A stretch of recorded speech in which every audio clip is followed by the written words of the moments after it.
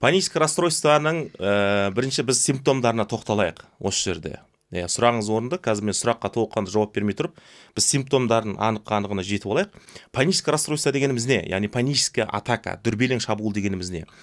Дүрбелең шабуыл дегеніміз аяқ асты келетін азапты қорқыныш түрі. Адам бұл состояниеге түскен кезде адам өзіне өзі қорқып, өзін қоярға жер таппай қалады. Өзінде қандай жағдай болып жатқан өзі түсінбейді. Ешкімге түсіндіре де алмайды. Яғни ол адамда сондай бір сезім болады. Қап қазір бір талып қалатын сияқты, немесе қазір маған бірдеңе болып қалады деген сияқты бір сезімде болады. Ол санасында. Тәнінде мынау енді панический расстройствоның, яғни дүрбелең шабуылдың екі симптом болады. Негізгі біріншісі соматикалық, екіншісі психикалық. Соматикалық симптом ол жаңағы айтқан жүректің қатты тарсылдап соғып кетуі, бас айналып кетуі, немесе бас қысып қатты ауруы, сосын желкеден ұстайды, сосын арқадан қатты мына жауырыннан қатты шаншып ұстап алады.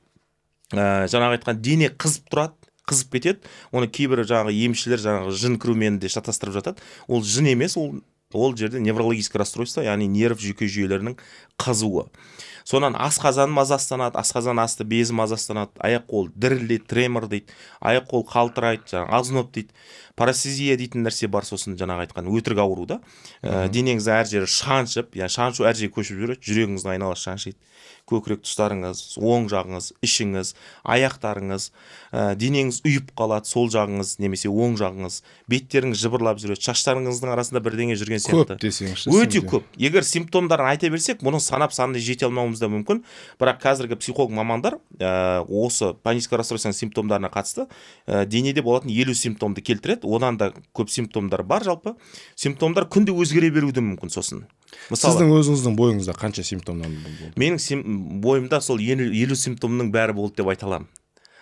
Енді кейбір адамдарда жаңа айтқан сіздің состояниеңізде құлақ шыңылдау болды, дұрыс па? Бірақ менде құлақ шыңылдау дейтін нәрсе болған жоқ. Вот тек қана құлақ шыңылдау болған жоқ, алайда сіздегі болған симптомдардың барлығы менде болды. Мысалы, бүйрегім ауырады, асқазаным ауырады, оң жақ бауырымның айналасы ауырады, жүрегімнің айналасы ауырады, шаншиды деген сияқты да.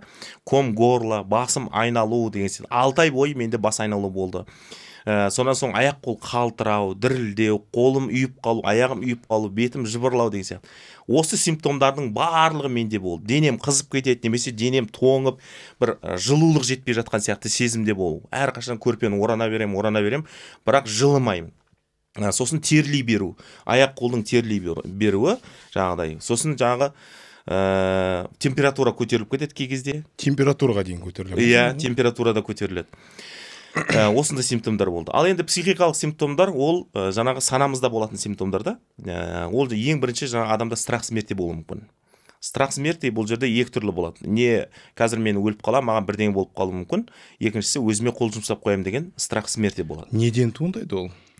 Енді сіздің соматикаңызда осындай симптомдар болып жатқан кезде адам автоматты түрде, автоматически мен аурумын деп ойлайды да. Мен аурумын, менде осындай состояние болып жатыр, енді менде қазір бір жағдай болып қалуы мүмкін деген не болады? Күту болады ол адамда. Ожидание дейміз ғой. Өлімін күтіп жатады. Иә, сондай бір қорқыныш болады да, қазір маған бірдеңе болып қалады деген сенімде болып, сонан жаңағы страх смерти, яғни өлім қорқыныш пайда болады. Сонан кейін бізде дереализация, деперсонализация дейтін нәрсе бар. Мысалы, ол өмірдің краскасын жоғалту, яғни бейне бір өмір жалған. Айналасында жүрген адамдардың барлығы жалған. Мысалы, менде бір клиент болды. Ол клиент маған келген кезде менің әке-шешем, менің туысқандарым, менің әйелім барлығы өтірік сияқты дейді да. Өтірік куклалар сияқты әйтеуір менің өмірімде жүр. Мен түсініп жатқан жоқпын, олармен шынайы өмір сүріп жатырмын ба, или жалған өмір сүріп жатырмын ба? Яғни дереализация, деперсонализация дегеніміз өмірдің шынайылығын жоғалту. Яғни өмірдің шынайылығы жоғалып, өмір бейне бір нереальный, яғни өтірік өмір, жалған өмір сияқты адамға не істейді, елестейді.